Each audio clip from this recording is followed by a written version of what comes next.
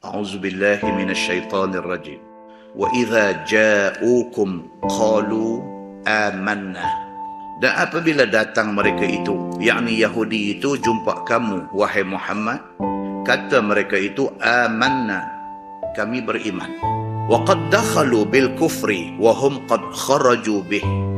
Tuhan kata, dan sesungguhnya Muhammad telah masuk mereka itu kepada kamu dengan kufur, yakni pura-pura beriman, dan mereka itu akan keluar daripada jumpa kamu juga dengan kufur. Sebab apa tuan-tuan? Sebab Nabi Muhammad SAW manusia. Cuma beza dia, istimewa dia Nabi.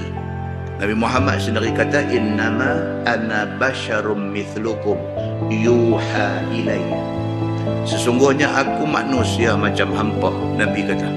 Bezanya diberi wahyu kepada aku. Kalau kita makan, Nabi makan. Kita minum, Nabi minum.